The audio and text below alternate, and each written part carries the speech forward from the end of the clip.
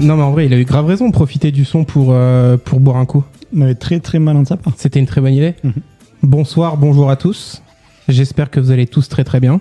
Bienvenue dans un nouvel épisode de la triplette. Épisode un peu spécial puisque aujourd'hui c'est le premier épisode de la triplette avec un invité. Mais je vais commencer par présenter mes deux autres invités. Bref, pour l'instant on dirait encore invités jusqu'à temps qu'ils aient gagné leur CDI. Cédric, comment vas-tu ? Ça va toujours très bien. Loïc ? Très mal. Oula. Non, ça va très bien. Je voulais juste changer un peu. Très bien.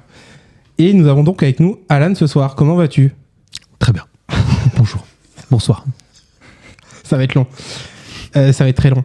On se retrouve aujourd'hui pour parler d'un sujet, pas d'actualité, mais un sujet qui a recommencé récemment, il y a quelques mois. Enfin, il y a 1 ou 2 mois. 1 mois et demi. 1 mois et demi pour toi, mais... 6 semaines. Plus 3 semaines de pré-saison. Tout à fait. Ça va être très long. Ça va être très précis, j'ai l'impression. Ah oui, ça va être précis. Donc du coup, depuis 6 semaines plus 3 semaines de pré-saison, on est là pour parler de sport US. Et donc c'est pour ça qu'on a décidé d'inviter le plus grand connaisseur de football américain en France. Le spécialiste local. Le spécialiste local, tout à fait. Dans ton entourage, en fait, juste. Dans mon entourage, juste. Spécialiste du RID. Tout à fait. Donc aujourd'hui, on va parler de sport US et on va surtout se demander pourquoi le sport US ne fonctionne pas si bien que ça en France.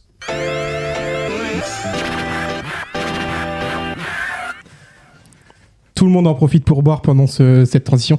En fait, j'ai compris, il faut juste que je fasse des transitions toutes les 5 minutes et ça devrait aller. Donc du coup, on disait en introduction qu'on avait un invité, donc ça va être le moment de parler de cet invité. On reçoit donc Alan, expert dans mon entourage de football américain. C'est le seul que tu connais littéralement. C'est l'un des seuls que je connais, ouais, tout à fait. Mais écoute, même dans mon entourage, t'es quand même le plus connaisseur. Donc t'es quand même meilleur que les autres dans un domaine. Ce qui est déjà bien. Ce qui est déjà très bien. On va parler avec Alan, donc du coup, vous l'avez compris, de football américain. Alan, première question. Le palier à $2000.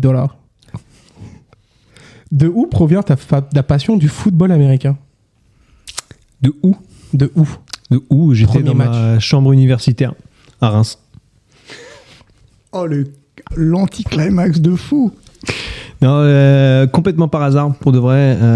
J'ai téléchargé un match, le Super Bowl 31, les Packers contre les Patriots, qui se déroulait en 2007. Et voilà, je voulais voir un match, j'ai téléchargé le hit de manière illégale, évidemment. On a le droit de dire ça Oui. Okay, super. Donc de manière totalement illégale, je suis plus sur son foot de toute façon. Et c'était ce match-là, je l'ai regardé, les Packers sont gagnés, je me suis renseigné sur la franchise et c'était parti, quoi. Ça fait... moi, du coup, c'était... non, c'était le... Oh, bah, je suis en train de me perdre dans l'histoire, mais moi, c'était en 2017. Oui, donc pas 2007.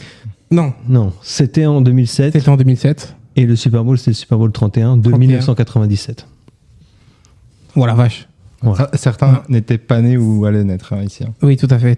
Moi, j'ai déjà une question. Comment tu arrives à télécharger par hasard un match de football américain ? Je voulais regarder un match de football américain. Je voulais voir ce que ça donnait et j'ai cherché un match. Je tapais NFL dans le truc de téléchargement, je tombais là-dessus, quoi. Qu'est-ce que tu essayais d'insinuer, Cédric mais c'était vraiment genre je voulais télécharger un film et j'ai glissé.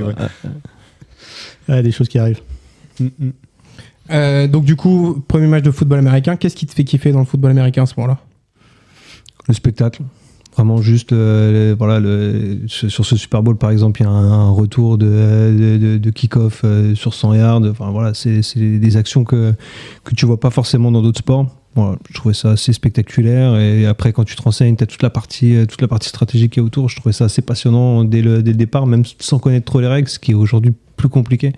Parce que les règles sont vachement complexifiées dans les 15-20 dernières années. Mais voilà, même sans connaître les règles, je trouvais ça super passionnant. Je me suis renseigné, et puis encore une fois, après, je suis tombé dedans, c'était trop tard, quoi. Est-ce que tu étais déjà fan de sport en général avant ça ? Ou c'est le premier sport où vraiment tu es tombé dedans ? Alors, premier sport où je suis tombé dedans, je dirais pas ça, mais j'ai jamais autant été à fond dans un sport que celui-ci. Hein. Oui, parce qu'on rappelle quand même Alan, grand sportif. Hein. Tu peux nous rappeler peut-être ton palmarès ? Ouais, je sais pas si c'est... autant tu vois, il y a des choses qu'on peut dire ici, et d'autres qu'on doit peut-être garder en privé. Oui, je comprends. Vu le palmarès, c'est important de le garder dans le privé. Tout à fait. Tu parles des règles du football américain, que c'est vachement complexifié. À cause de quoi ça s'est complexifié ? Parce que moi, j'étais même pas au courant que ça s'était complexifié, les règles du football américain. Tous les ans, ils votent de nouvelles règles. Donc, c'est les différents propriétaires de franchises qui se rencontrent, qui votent les règles. Donc, il peut y avoir plusieurs choses. Ce qu'ils veulent de manière générale, c'est de plus en plus de spectacles. Donc, ils vont profiter de tout ce qui va être pour l'attaque, donc la passe, etc. Maintenant, il y a aussi tout ce qui est autour de la sécurité des joueurs qui évolue beaucoup tous les ans. Et donc, il y a quand même aujourd'hui beaucoup plus de fautes qu'il pouvait y avoir à l'époque où c'était des sauvages il y a 20 ans, quoi. En 2007, je suppose que regarder du football américain, c'est pas aussi simple qu'en 2024 ou 25. Comment tu fais pour regarder du coup après ce premier match des matchs à la télé ou des choses comme ça? Non, c'est pas dur. Hein. Il y a quand même le sport est pas ultra connu en France, mais il y a quand même une communauté qui se regroupe du coup sur 2-3 endroits qui sont les mêmes, qui sont connus, et c'est là où tu peux accéder au match ou après au Game Pass. Quand tu as le Game Pass, tu as les forums de discussion, etc., qui sont assez... Il n'y en a pas des masses en fait, donc tu te retrouves vite dans cette communauté française et c'est pas très difficile d'accès non plus. Et donc à partir de ce moment-là, toi tu es en mode sport de fou, je kiffe. C'est l'année suivante que tu commences vraiment à suivre et tout ça, ou il y a un petit délai où tu te dis bon, il y a quand même du taf avant de bien comprendre et donc du coup je prends mon temps? Non, pas du tout. Ce match-là, il était justement donc pendant la saison 2007, dernière saison de Brett Favre aux Packers avant l'arrivée d'Aaron Rodgers. Et voilà, je tombe dessus. Bonne saison des Packers aussi en plus, donc qui finit assez mal, mais voilà, je rentre dedans direct et voilà. Est-ce que tu peux nous expliquer dans quelle ville jouent les Packers et où ça se situe? Parce que Cédric, il a vraiment aucune idée de quel pays tu parles depuis tout à l'heure. Les Packers jouent à Green Bay. Green Bay, dans le Wisconsin. C'est une petite bourgade de 100 000 habitants. Donc, parce que je pense qu'en fait, les Green Bay, je l'avais, mais je pensais que c'était un surnom, parce que je pensais pas que c'était une ville des États-Unis. Non, c'est le nom de la ville. Très bien. C'est pas le groupe de rock, hein, c'est l'autre. Ouais, c'est très spécifique. C'est la plus petite ville du sport US, tout sport US confondu. Mais c'est... Oh, t'as tellement niqué mon buzz sur cette blague. Pardon. J'ai tellement le seum. C'était peut-être qu'elle était pas drôle. En vrai, c'était hyper drôle. Mais j'ai même pas entendu. C'était pas ta pire. Je trouve que c'est dommage qu'elle soit passée comme ça. Ouais, je suis d'accord. C'était pas ta pire. Peut-être que les gens l'entendront et ils rigoleront. J'espère. Dites-le nous dans les commentaires. Dites-le nous dans les commentaires, absolument.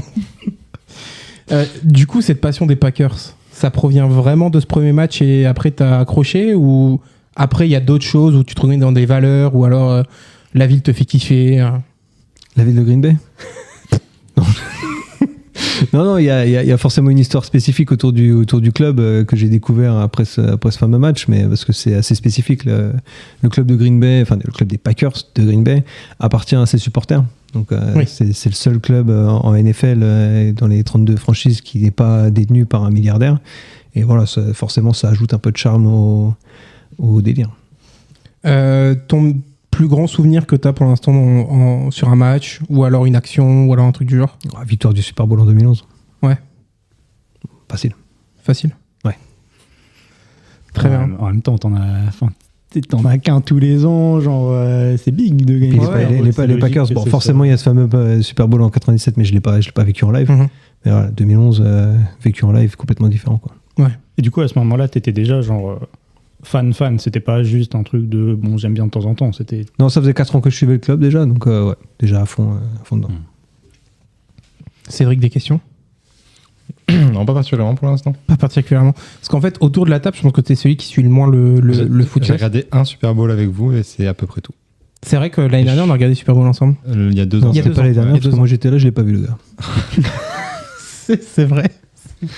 Non, c'était il y a 2 ans. Super Bowl de merde. Je sais même pas te dire qui jouait, mais je sais juste te dire qu'il y avait. C'était le concert de. C'est les Chiefs qui ont gagné. Oui, c'est les Chiefs. Je sais même plus dire le concert en fait. Avec 50 Cent. Ah oui, c'était 50 Cent à l'envers. Bah, c'était Dr. Dre et tout. Ouais, c'est ça. C'est vrai que. Est-ce que ça fait partie aussi des trucs. T'as parlé vite fait du spectacle. Est-ce que, genre, le Super Bowl, les concerts, le fait que ce soit aussi médiatisé et tout, ça fait partie de ce que t'aimes dedans? Non, pas du tout. Moi, je supporte pas justement le lendemain du Super Bowl où t'entends parler un peu dans les médias en France où la seule chose qu'on va te dire c'est le concert à la mi-temps. On va vite fait te classer qui a gagné dans le truc, mais non, c'est pour le coup pas. Quand je vais parler de Super Bowl sur cette période-là de l'année, on va me demander qui c'est qui joue au concert et tout. Des fois, j'en sais rien du tout. Genre Bad Bunny, je sais même pas qui c'est ce gars, quoi, tu vois. T'es vraiment la seule personne sur Terre qui ne sait pas qui est Bad Bunny. Non, c'est faux. Non, je pense pas en vrai. Je pense pas. Quand même. Ah ouais? Ouais. Non. Ouais, Ah. mais- On fera un sondage encore une fois. Massif quand même. Bah, dites-nous dans les commentaires.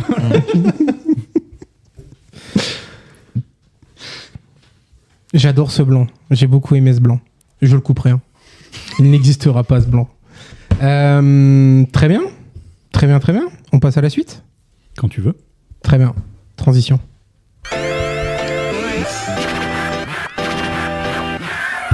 Le fait qu'il se rue sur Ouais, son verre. Les morts de soif à chaque fois.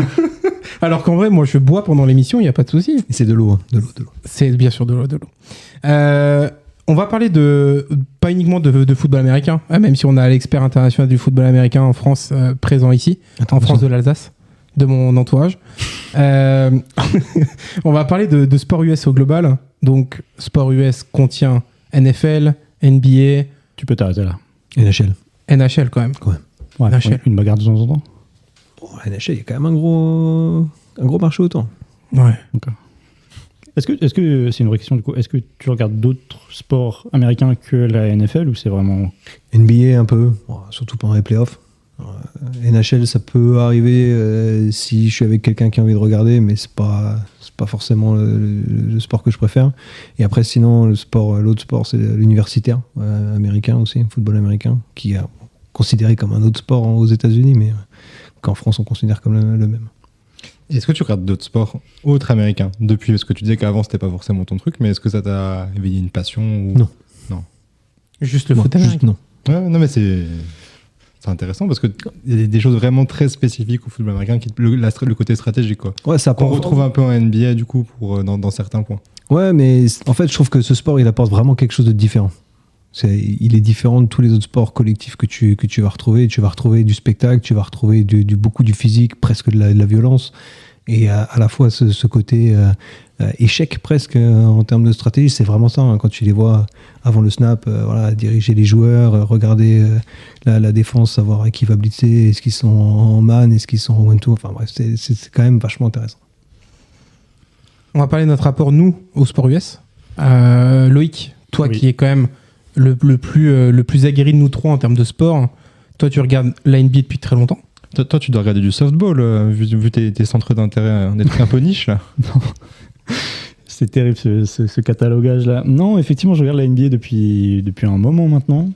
Moi, j'y suis venu vraiment par hasard, je crois. J'avais un bon ami quand j'étais au collège qui, lui, était vraiment fanatique. Et un jour, il m'a montré des vidéos, des mixtapes de Tony Parker, Allen Iverson. Et un peu comme Allen, c'était parti, tu vois. Et après, ouais, j'ai jamais lâché. Je regarde ça. Je pense que c'est le sport que je regarde le plus maintenant. Et je suis rentré un peu dans le foot US là il y a, je dirais, 3 saisons.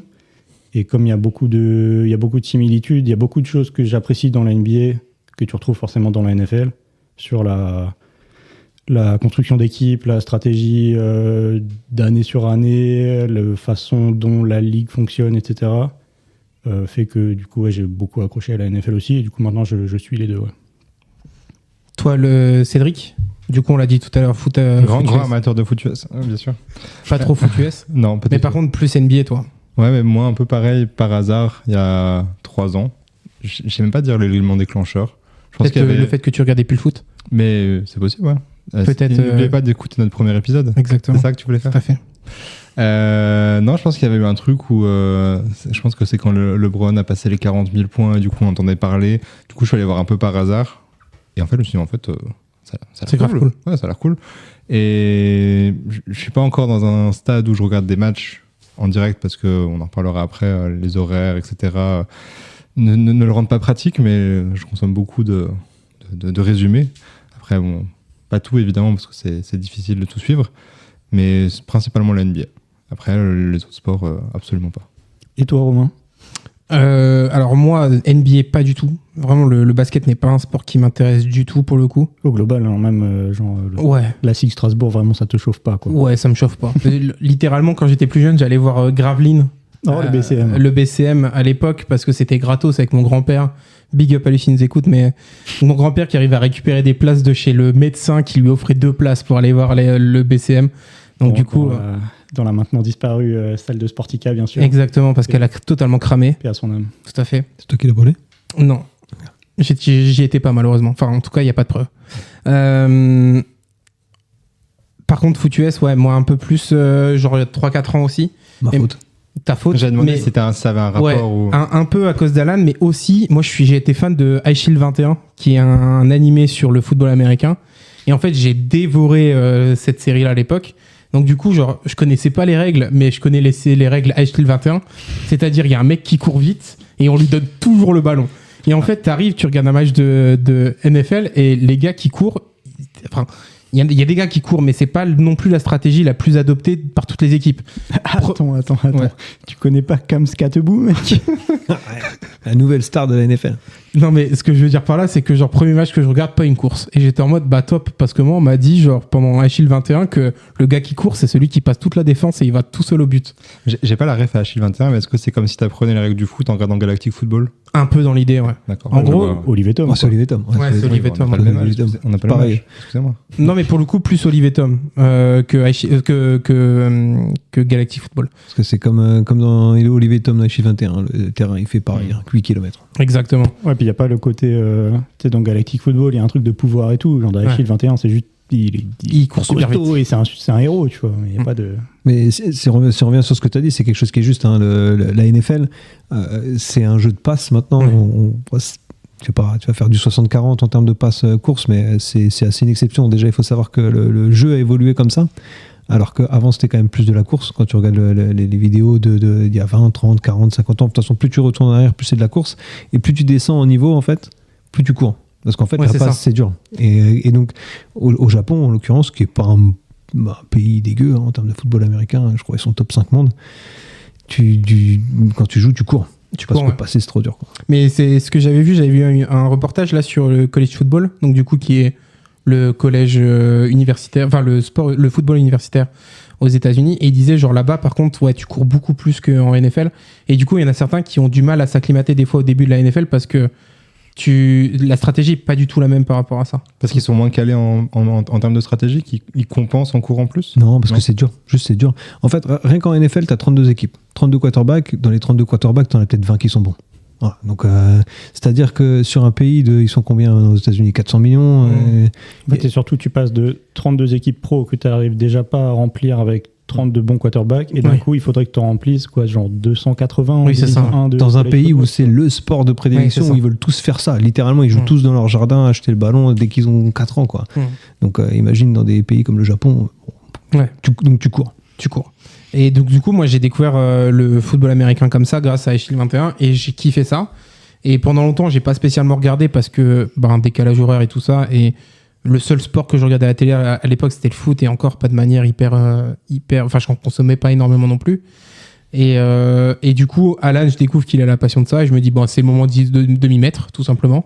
Et du coup je crois qu'on commence à regarder un Super Bowl ensemble, et puis après je commence à me mettre un peu dans la machine NFL. Je suis pas le plus grand regardeur, c'est-à-dire je regarde pas les résultats toutes les semaines, et j'aime bien me mater des gros matchs, des gros résumés de matchs, et après si jamais les matchs sont intéressants, des matchs complets. Mais je dirais que je suis un gros amateur de la scène, et voilà, ça va pas plus loin. J'aime Joe Burrow et c'est très bien. Je trouve que c'est un des... Ouais, On pense à lui. On pense à lui. Ouais. C'est un des top sports en termes de résumé, je trouve, le foot Grave. US, parce que vraiment, ils arrivent à vraiment te condenser l'histoire du match, pas que les highlights, dans un résumé d'une quinzaine de minutes, et tu peux suivre en regardant des résumés. T'auras pas tout, hein, je te vois secouer la tête à la... Non, je suis tout à fait d'accord. Le fait est qu'en fait, le match, il dure en lui-même 3h30, 3h15 à peu près. C'est la durée moyenne d'un match. Mais en fait, quand tu as le Game Pass, tu peux regarder les matchs en 40 minutes. Et le match en 40 minutes, en fait, il contient juste les actions. C'est-à-dire que tu enlèves un peu l'intérêt quand même du spectacle autour, de la partie échec dont je parlais un peu au début. Mais juste le match, c'est 40 minutes. Donc en fait, quand tu prends 15 minutes, tu prends à peine moins de la moitié du match. Donc c'est facile de raconter. Là. Tu vois, c'est pas comme au basket. En fait, t'enlèves toutes les tentatives de passes manquées, un peu Non, même ça, c'est dedans. les incomplètes et tout. Je parle dans les résumés, dans les versions 20 minutes. Tu vois. Ouais, c'est ça. Et du coup, tu tombes sur un truc de, comme dit, 15-20 minutes, Ouais, hyper à peu distillé, près ouais. tout le match. Alors que si tu veux faire la même chose sur un match de NBA, je trouve que t'arrives pas au même résultat. T'es très vite haché, je pense, parce qu'en fait vu que le rythme est pas le même. Et soit c'est haché, soit t'es obligé de manquer des trucs. Puis il y a un truc dans l'NBA qui est très dans le momentum et tout, et où du coup, même si t'as 3 actions de suite où t'as pas forcément de panier, il y a quand même un rapport de force qui se crée et que tu ressentiras pas dans un résumé, je trouve. Enfin, Alors que la NFL, c'est une histoire de drive, de possession. Une équipe, elle va posséder 7-8 fois la balle et c'est tout. Ouais. Donc, et si t'enlèves genre 3-4 lancers ou 3-4 actions sur ton drive, t'as quand même l'idée du drive, quoi. c'est ça. Tout à fait.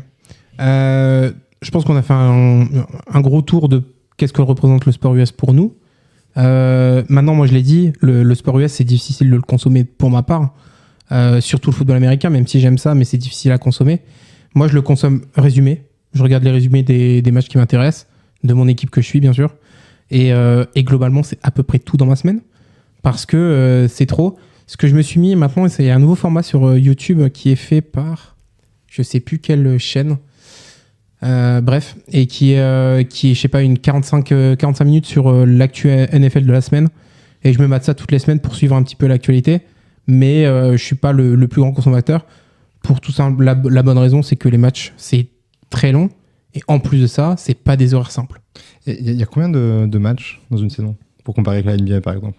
17 en NFL. Voilà, 17 saisons régulières, 3 matchs de pré-saison et après playoff suivant. Ouais, donc c'est long, mais c'est pas non plus. Enfin, ça reste condensé en termes de nombre de matchs, quoi. Ça, ouais, bon après, c'est un sport qui est très dur. Hein. Je veux dire, toutes les semaines, tu as des dizaines de blessés qui peuvent aller de blessés pendant une semaine jusqu'à août saison, toutes les semaines. Et tu commences début septembre, la saison régulière, elle s'arrête début janvier, et ensuite le Super Bowl, c'est le deuxième week-end de février. Ouais, c'est ça. En vrai, l'avantage, c'est que les saisons vont assez vite. Ouais, c'est l'énorme point fort de la NFL par rapport à quasiment tous les autres sports, c'est qu'en fait, comme tu n'as que 17 matchs, tous chaque les match est matchs important. comptent. Ouais. Et même si tu joues genre le dernier du classement, ton match il compte. Exactement. Parce que si tu te trompes et que tu te chies dessus, ta saison elle est foirée. Et c'est encore plus frais en college football. Ouais, Parce que 12 matchs. Ouais, 12 matchs. Ça, tu joues que je dis 12 pas de matchs. bêtises. Et puis comme tout est basé sur un classement et qu'à la fin de la saison, si je dis pas de bêtises, il n'y a que 6 équipes qui jouent les playoffs.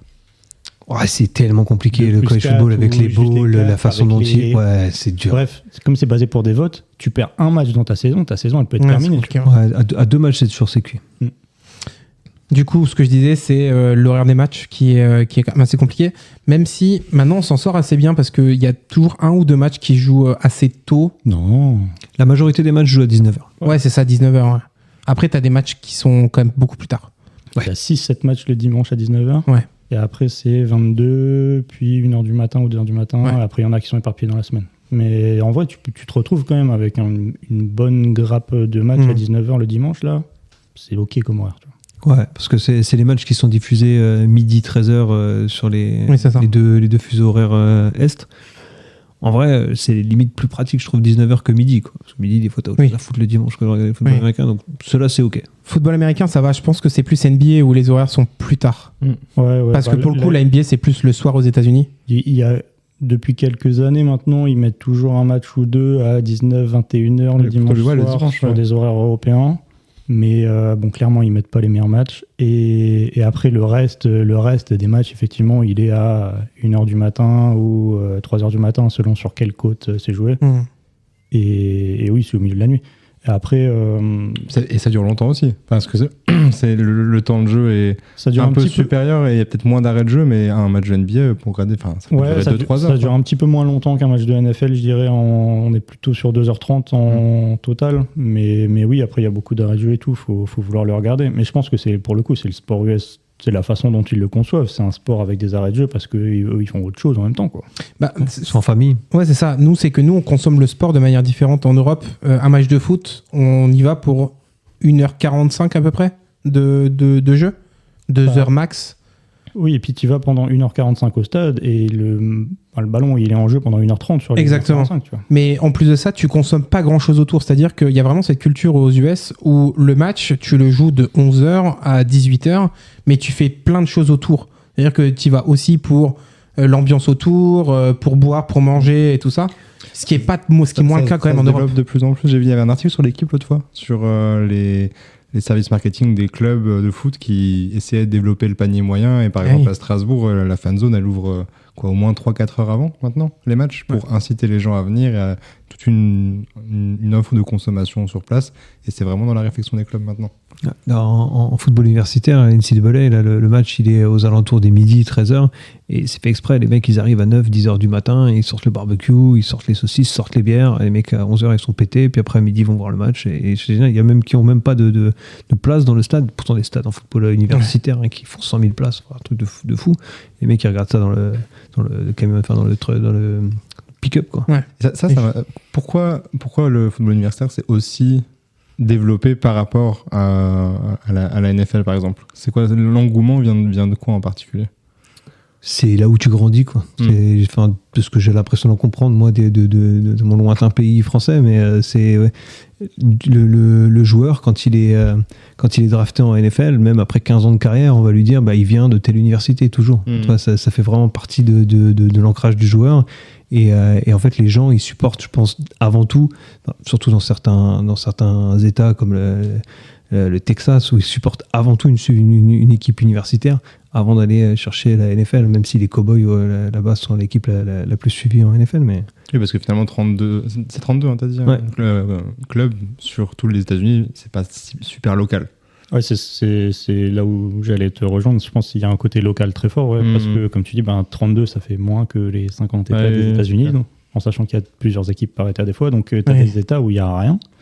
Et du coup, le fait d'avoir une université à côté de toi, je pense aussi que c'est peut-être un petit peu plus accessible en termes de prix ou de facilité pour y accéder. Et du coup, ça te fait un ancrage local beaucoup plus fort. Ouais. Mais je vois en Californie, je trouve que c'est dingue, quoi. En Californie, les gens ils se déplacent pour les matchs de football universitaire. Tu regardes, il y a deux équipes à Los Angeles. Les Rams et les Chargers, le stade il est vide à chaque fois. C'est abusé, quoi. Mais tu as aussi le délire que les franchises peuvent déménager aussi. Ça peut arriver. Hein. Et ça aussi, ça casse un peu le truc où tu sais, t'es implémenté depuis longtemps quelque part et pour raison X ou Y, tu déménages ta franchise et du coup, tu te retrouves à ce que tous les mecs qui te supportaient en fait ne peuvent plus venir. Ouais, en l'occurrence, les deux équipes qui sont à Los Angeles, il y en a une qui était à San Diego il y a encore quelques années et l'autre qui était à Saint-Louis. Après, je n'ai pas suivi exactement ce qui s'est passé à chaque fois, mais c'est surtout des histoires de stade, de pognon, de marché, etc. Oui, bien sûr. Et est-ce que les joueurs en moyenne restent longtemps dans un club? Ou parce que ça peut aussi jouer. Ouais, tu vas signer ton contrat après ta draft, c'est des contrats de 4 ans. Il y en a qui se finissent avant, il y en a qui vont un petit peu plus loin. Je pense que la moyenne, elle doit être là aux alentours des 4-5 ans, je pense, sur un club, à mon avis. Ouais, ça va encore. Ouais, j'allais dire, en général, je pense que c'est la même chose que dans le basket. Tu as peut-être 3-4 éléments stars, éléments clés qui vont rester sur une longue durée et tu as le reste de ton équipe qui bouge plus ou moins tous les ans, quoi. Parce que toi, c'est la réflexion que j'avais sur la NBA, c'est que ça bouge tellement vite et tu peux être drafté tellement d'un jour à l'autre, alors qu'il y a 1 an ou 2 ans, tu pouvais être le visage de l'équipe, que je pense que ça n'aide pas à suivre une équipe, à vraiment s'identifier, et tu le regardes sans vraiment ce côté supporterisme que tu peux avoir sur le foot. Enfin, en tout cas, moi, de mon point de vue, pour la NBA, après la NFL, je ne maîtrise pas du tout. Je pense que encore une fois, c'est une façon d'aborder le sport qui est un peu différente. Je pense qu'ils sont vraiment plus attachés à leur franchise qu'à n'importe quel joueur. Il faut vraiment que tu sois le visage, quoi. Top joueur pour rester une légende de ta franchise. Tu vois. Ouais. Je pense que c'est plus dur de faire ça dans les sports US que dans le sport européen. Tu vois. Mais pour autant, tu vois, tu parles de la draft, ils s'approprient aussi ce moment-là pendant l'intersaison de la draft, donc c'est aussi un moment important. Enfin, c'est un truc que tu regarderais pas. Je trouve les Européens, ils trouveraient ça bizarre, tu vois, de regarder des joueurs juste, tu les choisis. Juste pendant, ça dure littéralement 4 jours. Pendant 4 jours, ils choisissent des joueurs.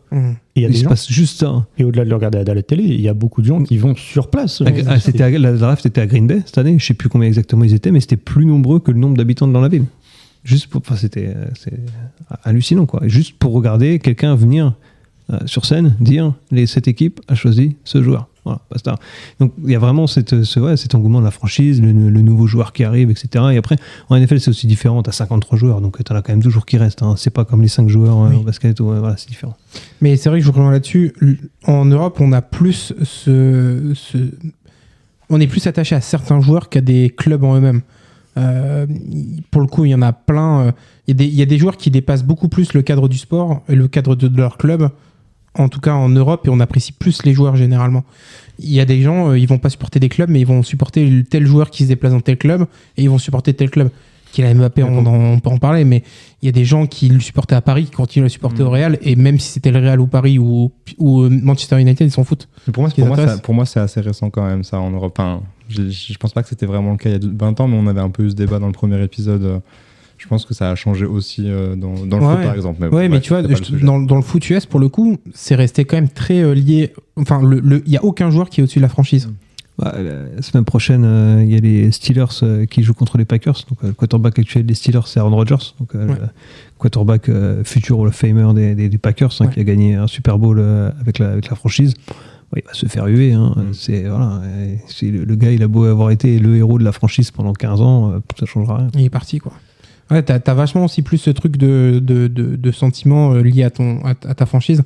Chose qu'on a quand même beaucoup moins en Europe. Et on a aussi du mal, nous, à comprendre le système de franchise aussi américain. Je pense que ça freine vachement aussi dans ce truc-là de les contrats, c'est hyper spécifique. La draft, c'est spécifique. Tu rejoins ta franchise, c'est hyper spécifique. C'est vrai que nous, d'un œil extérieur, quand on est en Europe, c'est quand même très difficile de comprendre ça. Même comprendre qu'un joueur appartient à la NFL, mais il appartient pas à son club vraiment. Il appartient au club. Ouais, Justement, il appartient au club. Il est quand même payé par son club. Ouais. Et puis, littéralement, son cul appartient au club. C'est vraiment le sport américain. C'est peut-être ça, par contre, effectivement, qu'on a du mal à bien appréhender. C'est que vraiment, il appartient à son club. Ouais. Oui, comme la NBA, finalement. Oui, j'allais dire, ils fonctionnent tous pareil. Un petit peu en off tout à l'heure sur la NBA, c'est la même chose en NBA. Il y a des moments, on parlait de Wembanyama tout à l'heure. Là, actuellement, son contrat, il décide rien du tout dessus. Oui, c'est ça. Il a pas le choix de bouger, il a pas le choix de signer autre chose, et voilà, quoi. Tiens, d'actualité, je sais pas si t'as vu aujourd'hui, il y a un joueur obscur de NBA qui s'est fait drafter pas drafté, qui a été recruté par un club, et ils l'ont coupé un jour plus tard. Alors, c'est pas un joueur obscur. Il a signé à la SIG Strasbourg pendant exactement 3 semaines. Ouais, c'est un joueur obscur. Non, effectivement. C'est un joueur que je ne connais pas, je reformule. Adama Bal, qui est un joueur français assez jeune, qui a été signé sur un contrat. Je vais pas rentrer dans les trucs obscurs, mais un contrat de 10 jours par les Knicks, qui a été coupé 56 minutes après, juste pour que les Knicks aient ses droits en G-League. Donc, ils peuvent l'envoyer dans leur équipe G-League. Ça leur permet d'avoir un joueur en plus dans leur équipe. C'est une espèce d'équipe bis de développement, en gros. Et si jamais le mec devient fort, c'est eux qui auront les droits sur lui après. Et après, lui aussi, s'il tient 60 jours en G-League, il prend 85K, ce qui est sûrement plus que ce qu'il aurait pris toute la saison à Strasbourg. Donc, il s'appelle Bal. Il s'appelle Adama Bal, effectivement. Ouais. C'est bien joué, hein. Bien vu de sa part.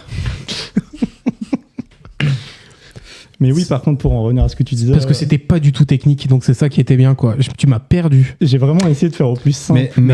Mais c'est une partie du sport américain, en fait. Ils jouent... Enfin, il y a des règles du club, de la franchise, des joueurs, etc., qui sont assez complexes, au niveau des transactions, etc. Et en fait, les general managers, ils jouent avec ces règles dès qu'il y a des trous, etc., ce qui peut des fois amener à des ajustements de règles pendant l'intersaison. Mais c'est vrai que t'as des trucs en NFL, c'est pareil, avec le practice squad, il monte, il descend, mais lui il a plus le droit de monter, donc je le cut, mais après je le re-signe. Enfin, c'est des trucs, juste il joue avec les règles, en fait. C'est peut-être ça qui rend aussi pour nous obscur et difficile de se projeter, parce que c'est un manque d'habitude. Après, faut être honnête aussi, genre Adama Bal, c'est pas une partie intégrante d'aucune équipe NBA ni de la saison NBA, tu vois, avec tout le respect que j'ai pour lui, hein, mais genre Fais gaffe, il écoute. il est sûrement en train on lui enverra. C'est pas sur ça qu'il faut que tu te concentres si tu commences avec le sport US maintenant, tu vois. Surtout que t'es pas au courant, en fait, la plupart du temps. Sauf si tu suis vraiment la franchise, qui est dans leur NFL, qui est dans le practice squad, qui signe pas, tu sais même pas forcément. Mais tu vois, c'est un peu un angle quand même, parce que là, par exemple, l'équipe a fait un article sur lui. Parce qu'il est français. Ouais, mais du coup, c'est un angle qu'ils prennent pour en parler, qui te laisse entendre que c'est un milieu de requins et... de mon point de vue en tout cas. Ah oui, par contre, c'est un milieu qui tourne à 90% autour de l'argent, et que ce soit du côté franchise et du côté joueur d'ailleurs. Et c'est un vrai milieu de domination et de contrats qui sont un peu, disons, à l'ancienne, on va dire. Les propriétaires de franchise sont bien contents que ça marche comme ça. Je pense que les joueurs aimeraient bien que ça change. Mais cette situation-là, je veux dire, il y en a peut-être une quarantaine des joueurs qui ont subi la même chose la nuit dernière, parce que c'était la nuit où il fallait rendre les rosters finaux. Mais juste là, l'équipe en parle parce que c'est un Français, mais en soi, c'est pas nouveau. Et malheureusement, ce sera pas le dernier à le subir, quoi. Et ça fait du clic en fait. C'est le contrat de 56 minutes Oui, Oui, mais c'est ça mon point, c'est que C'est comme ça que tu t'es fait avoir par l'équipe, quoi. de cette manière-là, et du coup, quand tu connais pas, tu tombes là-dessus et tu penses tout de suite à ça, quoi. Après, enfin, c'est les sports américains, c'est pas les sports cubains, sinon. Après, tous les joueurs, ils te le disent là-bas, hein, n'importe quel sport américain, dans les grandes ligues, hein, c'est du business, point barre. Ouais, mais ça, je pense que c'est aussi une différence avec, en tout cas, la France, je trouve, c'est un sujet tabou, un peu, la partie business. Tu penses qu'on valorise pas assez la réussite en France ? Non, c'est pas ça que je veux dire. C'est que, tu vois, t'es très vite réduit à la valeur de ton transfert et t'es pas plus que ça. Et limite, c'est négatif si jamais tu as un gros transfert et que tu show up pas suite à ça. Il y a des joueurs, on peut parler de ton club, hein, si tu souhaites. Je regarde plus de foot, moi, Romain, t'as pas écouté le podcast, hein. C'est vrai, tu ne regardes plus de foot. Mais c'est vrai que tu as vachement ce truc lié à l'argent qui est il a quand même coûté 35 millions du coup. Alors qu'on a quand même un rapport qui est très différent par rapport au business. Et en fait, en Europe, tu dois, au-delà d'être un chiffre, tu dois avoir un niveau et tu dois, au-delà de ça, montrer que tu aimes ton club et que tu fais ça pour ton club, etc. Ou là-bas, je pense qu'il y a moins ce rapport à je joue pour mon club. Il y a aussi, hein, mais il y a aussi tu joues pour toi et pour ta carrière, quoi. C'est vrai que sur la partie contrat, en tout cas, c'est vrai que nous, en Europe, on a tendance à être un peu choqué quand un joueur demande plus et demande plus. Exactement. Demande plus et a des augmentations successives, alors que là-bas, c'est assez normal. C'est plus... ça sort vraiment de l'ordinaire quand il y a un joueur qui accepte de prendre moins que ce qu'il pourrait prendre pour le bien de la franchise, quoi. Mais après, je pense que le côté rentabilité, quand tu as des gros transferts en NBA ou en NFL, ou quand tu as des mecs qui viennent signer un nouveau contrat, ils ont la pression aussi. Ouais, bien sûr, bien sûr. Mais c'est juste que le rapport avec cette pression est différent. Où nous, vraiment, on est en mode, putain, il coûte quand même v'là cher, tu vois. Non, c'est pareil, en effet. C'est vrai ? Ouais, quand tu signes un quarterback de 150 millions pour 4 ans, t'es derrière, il doit sortir aussi les stats. Hein. Bonjour Cleveland. Les Sean Watson. Non, ce qui est, je pense, vraiment différent, c'est la vitesse à laquelle une carrière NFL elle peut se terminer. C'est-à-dire que des fois, tu as une chance et t'as même pas joué un seul match de NFL et tu reviendras plus jamais. Donc, les mecs, ils savent que l'opportunité, elle est très très faible, que du jour au lendemain, c'est quand même différent. C'est rare qu'un joueur de soccer, pour bien faire la différence entre les deux quand on en parle, se fasse virer parce qu'il fait un mauvais match. Oui. T'es un kicker en NFL, tu loupes 3 field goals, demain t'es au chômage.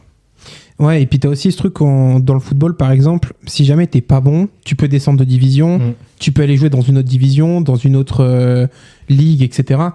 Tu vois, on en parlait, tout ce qui est Arabie Saoudite, etc. Dès lors que t'es plus suffisamment bon pour jouer dans un top club européen, bah, tu vas prendre ta retraite dorée. C'est compliqué quand t'es en NFL et que t'es pas dans les 32. Bah, c'est compliqué de trouver autre chose en dehors de ça, quoi. La plupart, ils vont vendre des bagnoles après. Ah ouais, c'est ça. C'est que la carrière est tellement courte que si t'as tout claqué pendant ta carrière, t'as plus rien en repartant, quoi. Ouais, je pense qu'elle est là, la vraie énorme différence entre le sport à l'européenne et le sport à l'américaine, c'est les ligues fermées. C'est le fait qu'effectivement, t'as un nombre d'équipes archi réduit et que t'as pas de système de montée et de descente au mérite. Et ça change complètement toute la façon de voir le sport et de te projeter avec ton équipe. Et c'est ça, je pense aussi, qui est le frein majeur au sport américain en Europe et au fait que ce soit pas très populaire, c'est que c'est pas naturel pour nous. Tu vois, genre, il y a des équipes là, elles vont commencer la saison NBA demain soir, elles veulent perdre. Oui, et ça, c'est pas naturel pour nous. Genre, on n'arrive pas à comprendre ça. Et surtout en France, on aime bien les petits poussets, les réussites, les belles histoires. Là, ça disparaît, quoi. Enfin, ça disparaît pas totalement, parce que j'imagine que tu as des équipes qui ne gagnent quasiment jamais et qui, sur un coup d'éclat, peuvent, mais ça reste sur 32 équipes. Là. Mais vu que tu as le système de draft qui te dit à la fin, des fois, vaut mieux être dernier pour aller chercher un meilleur joueur à la draft, parce que cette année, le joueur à la draft, il est hyper intéressant.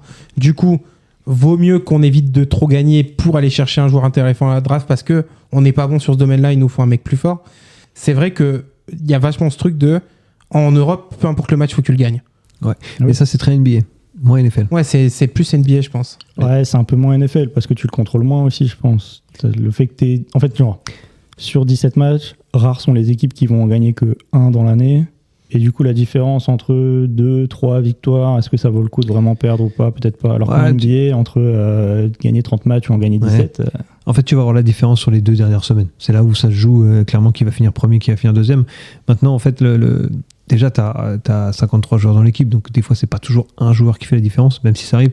Et en fait, le taux de réussite d'un joueur drafté en NFL est aussi, je pense, beaucoup plus bas qu'en NBA. Donc, t'as moins ça, et encore une fois, c'est toujours pareil. C'est le coach à la fin de la saison, bah, il joue aussi son job à lui, quoi. Oui, Donc, il perd le match, l'équipe elle fait 0-16, ok, il a le premier draft, mais c'est pas pour lui, de toute façon il est viré. Donc, Mais t'as aussi vachement ce truc, je pense en NFL par rapport peut-être à l'NBA, dû de la bonne moisson des quarterbacks. Parce que je pense qu'il y a certaines années où si t'as des bons quarterbacks, tu peux peut-être te permettre d'être un peu moins bon pour aller chercher quelqu'un de meilleur. Et il y a certaines saisons où la moisson est pas bonne et du coup tu es en mode bon bah de toute façon on récupère rien d'intéressant puisque généralement tu cherches un bon quarterback, quoi. Ouais, après c'est toujours dur, hein, tu sais jamais vraiment.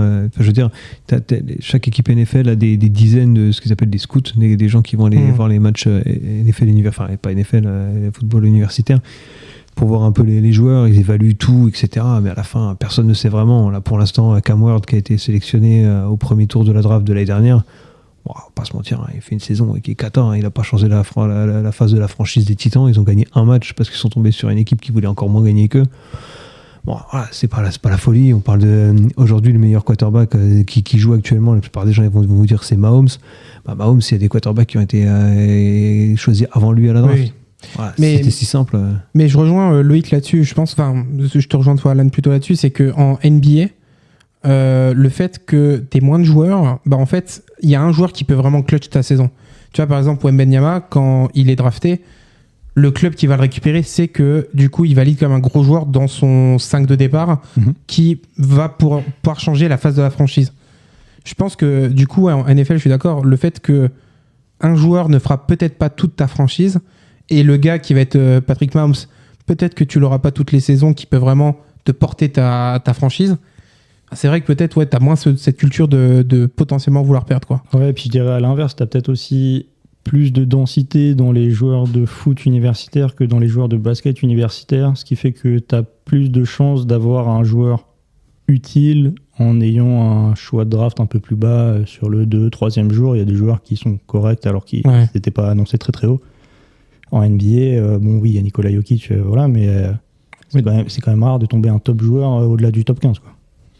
Moi, j'ai l'impression aussi que la NBA, c'est plus... Enfin, t'as un côté individuel... Enfin, impact de joueurs individuels peut-être plus fort que la NFL, où ça me semble vraiment être un sport, comme tu l'as dit, tactique, et la dimension d'équipe rendent beaucoup... Alors, en NBA aussi, hein, évidemment, mais t'as les meilleurs joueurs font la différence et sont vachement identifiables.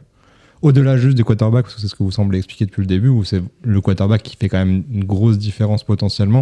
La NBA, ça peut être n'importe quel joueur du 5. Ouais, j'ai quand même l'impression que maintenant, de plus en plus en NFL, le quarterback fait plus tout. Enfin, il faut quand même des bons receveurs. Il faut une bonne ligne. Il faut une bonne ligne aussi. Il faut tout autour. Maintenant, sans un bon quarterback, c'est dur, quoi. Oui, c'est ça. Je veux dire, je pense que c'est vraiment, pour moi, le poste le plus compliqué de tous les sports américains confondus. Voilà, le poste de quarterback, tu dois en fait tout connaître sur le jeu, tu dois être capable de lire la défense. Ça va très très vite, hein. Ils ont des fois 25 secondes pour avoir l'action. T'as ton coach, tu veux dire, t'es à l'extérieur, t'as 80 000 personnes qui hurlent dans le stade, t'entends rien dans ton casque, le titre balance des mots-clés comme ça, et tu dois les traduire à tes joueurs qui connaissent pas forcément tout. Tu dois contrôler que tes receveurs ils sont correctement alignés, tu dois checker les alignements de la défense, etc. Enfin, c'est très compliqué. Et avoir un bon quarterback, ça fait quand même la différence. Même si, voilà, très clairement, les Eagles, l'année dernière, ils l'ont montré, c'est pas toujours le meilleur quarterback qui gagne. Et les Eagles, ils avaient l'équipe la plus complète de la ligue l'année dernière, et c'est ça qui les a fait gagner. Cédric, puisque tu as préparé ton podcast de ton côté et que tu as décidé de faire... C'est l'heure de ta chronique, je fais mon podcast de mon côté.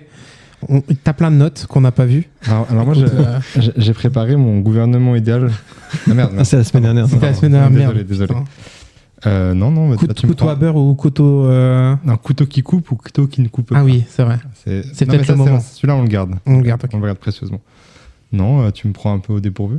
Moi, j'avais noté quand même que le concept de draft, je sais pas votre avis dessus, mais moi, je trouve ça incroyable. Je trouve ça vraiment trop bien. Et d'autant plus que tu peux avoir des stratégies, comme tu disais tout à l'heure, notamment en NBA. Alors, je peux pas parler trop de NFL, je maîtrise pas assez. Mais où ils font exprès de tanker toute la saison. Ils ont quand même pas le premier choix, ce qui est arrivé à la draft de cette année où... Qui a fini en dernière position, Loïc, je me souviens plus. Qui s'est fait voler Cooper Flag. Je crois que c'était Utah. Ouais, et finalement, c'est le cinquième. Le karma a décidé de faire des siennes. 8e même, Dallas, non? Ouais, j'aurais dit 5-6 de mémoire, mais ils ont quand même fini assez bas. Ouais. Donc mais ce concept de draft, je trouve trop bien. Et c'est d'ailleurs pour ça que tu voulais qu'on annonce notre gouvernement sous forme de draft. Je trouve ça incroyable. C'est marrant, moi, tu vois, il y a des gens qui me disent, quand je leur parle un peu, j'essaye de leur expliquer la draft, c'est des trucs qui des fois ils ont du mal à comprendre, mais ils me disent c'est pas américain, ça devrait être normalement celui qui finit premier qui choisit en premier, tu vois. Ça te force pas à aller chercher le succès comme l'image qu'ils en ont des Américains. Donc il y en a qui trouvent. C'est peut-être pour ça que j'aime bien, moi, c'est parce qu'il y a ce côté un peu où je suis. Ouais, alors ça dépend d'un podcast à l'autre, ça change, donc faut suivre. Moi, c'est au-delà de la draft, moi ce que j'apprécie, c'est le fait que ce soit les derniers qui choisissent en premier fait que tu te retrouves toujours sur un niveau de la NFL qui est toujours à peu près équilibré. Alors oui, tu as toujours des équipes qui sont en dessous, des équipes qui sont au-dessus. Hein. Mais tous les ans, tu te dis pas, genre le PSG va gagner la Ligue 1 et c'est sûr à 100% et maintenant on joue la deuxième place. Tu es en NFL et je prends la NFL, la MLS ou la NBA. Oui, il y a des favoris, mais une saison, c'est 17 matchs et tout peut se passer. Je prends les Bengals. T'as ton quarterback qui se blesse troisième match, bon courage pour terminer ta saison. T'inquiète, ils sont Joe Flacco là, ils sont repartis là. Ils sont repartis, mais tu vois ce que je veux dire, genre c'est tellement compliqué et il peut se passer tellement de trucs. Patrick Mahomes se blesse deuxième match, potentiellement tu fais une année blanche et tu reviens l'année prochaine quoi. Non, là, les Ravens typiquement cette année, ils étaient ultra favoris. Quarterback, il est déjà MVP, il a été fini deuxième de MVP l'année dernière. Le gars il se blesse, il gagne plus un match quoi. Ouais, terminé. Donc du coup, le fait que la saison joue à pas grand chose, moi c'est pour ça qu'aujourd'hui je regarde plus les sports US que les sports européens, c'est le fait que les matchs soient aussi, enfin que la saison soit aussi serrée et que avant les playoffs tu te dises pas ok cette équipe c'est sûr ils ont gagné et maintenant on peut passer à la suite. Non, même en playoff, t'es en mode, ok, il peut se passer plein de choses. Mais surtout le système en playoff de nombre de victoires, du meilleur des 7 matchs. Ça redistribue les cartes aussi, c'est vraiment génial. Tu vois, ça n'existe pas en NFL. Ouais. Okay. Ça existe qu'en NBA. Okay, je préfère encore.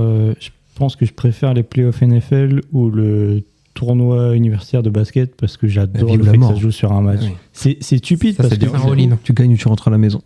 En fait, ça élimine le côté meilleure équipe des deux parce que t'as pas vraiment le temps de faire des ajustements et t'as pas le truc de la chance qui se lisse sur 7 matchs, tu vois. Et du coup, des fois, tu perds des équipes que tu devrais pas perdre, mais ça donne tellement de spectacles et de rebondissements et de trucs, je trouve ça incroyable. Moi, le rebondissement, il marche aussi sur... Moi, en fait, quand j'ai commencé à regarder de la NBA, c'est l'année où Miami a fini 9e ou 10e, je pense, et qu'ils sont allés en finale NBA et qu'ils ont fait des remontées mais de malades. Ils ont fait que des séries incroyables et je trouvais ça fou. Enfin, sur un match... alors qu'ils sont censés être les plus nuls des playoffs, techniquement, ils ont renversé tout le monde. Et ça il y a un côté où ça rebat les cartes, mais effectivement, le côté coupe, Coupe de France, où tu joues tous sur un match, peut avoir son intérêt aussi. Moi, je trouve que c'est peut-être aussi pour ça qu'en Europe, on a du mal, c'est avec le principe des playoffs, justement. Parce qu'en Europe, nous, on aime bien genre que tu sois récompensé à la fin de ton année et que le meilleur gagne tout de suite. Et que ce soit toute ta saison qui paye. Exactement. Et pas genre 4 matchs qui déterminent toute ta saison. Tu peux être middle toute la saison et à la fin de l'année, tu as été le meilleur sur les 2 derniers matchs. Et du coup, tu gagnes. A contrario, tu fais les Lions l'année dernière en NFL, ils ont fini premier de leur conférence. Premier match terminé, au revoir. Oui, mais du coup, je pense que c'est pour ça aussi qu'en Europe, on a du mal à s'attacher aux playoffs. C'est que pour nous, la récompense, c'est sur du travail sur une année entière. Alors qu'en NFL, tu peux être le moins bon ou l'équipe la plus middle et te dire, t'as un déclic, ton équipe, d'un coup, elle clique hyper bien et tout le monde travaille hyper bien ensemble et tu vas au Super Bowl. Alors que potentiellement, toute la saison, t'aurais fini 10e, tu vois. Et ça rebondit sur ce que tu disais tout à l'heure. Ça aussi, c'est pas très américain sur le fond. De pas récompenser le meilleur de la saison, c'est quand même... ce qui est américain dans le sport américain et dans la NFL en particulier, c'est juste le spectacle. Oui, la façon dont ils le consomment et la façon... Enfin, voilà, c'est ça.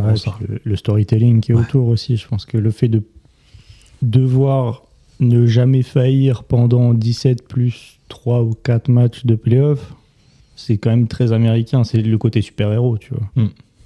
Oui, parce que il faut déjà gagner quasiment comment on appelle ça ? La division. Ta division, pour ensuite aller chercher du coup les autres de l'autre côté, tu vois. T'as quand même vachement ce truc de... si, il y a quand même la réussite à aller chercher. Mais c'est juste que c'est plus permissif aux équipes qui peuvent avoir un déclic en cours d'année. Ou en Europe, t'es en Ligue 1, tu perds tes 4 premiers matchs. Bon, bah tu sais que le titre, ça va être compliqué à chercher parce que t'as déjà une mauvaise série. Et c'est pour ça qu'en Europe, t'as beaucoup plus ce truc de le coach n'a pas le droit à l'erreur. C'est-à-dire qu'au bout de 4 matchs, tu peux être dehors. En NFL, t'as quand même moins ce truc de... Même en NBA. Tu diras ça au coach des Titans qui s'est fait sortir la semaine dernière. Oui, mais c'est pas le truc... Il nous écoute aussi. Hein. Ouais, le chaume Dieu. Il a que ça à foutre. Non, mais c'est un truc quand même beaucoup moins courant, le fait de faire sauter ton coach au bout de 4 matchs. Parce que tu te dis, bon, c'est une année à construire. Au bout de l'année, par contre, ça dégage, tu vois. Ouais, ça dépend. Disons que ça va pas t'arriver si le coach il vient de signer. Par contre, si ça fait 5 ans qu'il est là, que ça fait une ou 2 saisons que c'est déjà moyen, tu commences avec 3 défaites alors qu'ils avaient investi un peu, ça tège, quoi. Mais tu vois, en Europe, tu fais une ou 2 saisons moyennes, tu tèges. Il n'y a pas de notion de saison moyenne. Soit tu réussis, saison moyenne, t'es déjà dégagé à la moitié de la saison, tu vois. Alors, en fait, on en revient au truc de la draft et tout. Ça dépend de l'horizon que t'as, tu vois. Je pense que oui, effectivement, si après une saison en foot, en soccer, on va dire européen, il n'y a aucun horizon, il n'y a rien qui progresse, effectivement, tu vas sauter. Alors que tu pourrais faire une saison Qatar en NBA. T'es le coach des Nets, là, et il a fait une saison à genre 18 victoires l'an dernier, mais il n'empêche que techniquement, il était bon et il avait un choix. Bon, ils ont fait pas la draft, mais c'est autre chose. Bah, il est là et il est là pour les 4 prochaines années, tu vois. Donc, ouais, c'est des horizons différents et c'est des façons, encore une fois, d'appréhender les résultats et le nombre de victoires qui sont totalement différentes, quoi. Mais la NBA, ça me semble tellement imprévisible parce que le coach des Nuggets, il s'est fait virer avant les playoffs, par exemple. Alors, ouais. Des fois, je crois l'impression que c'est sur des coups de tête. C'est Memphis qui avait fait encore pire, où ils l'ont viré vraiment, genre le dernier match de la saison régulière, ou un truc comme ça, je crois. Ouais, des fois, c'est sur des coups de tête. Bon. Oui, pour les Nuggets, ça avait marché. Une logique business derrière aussi.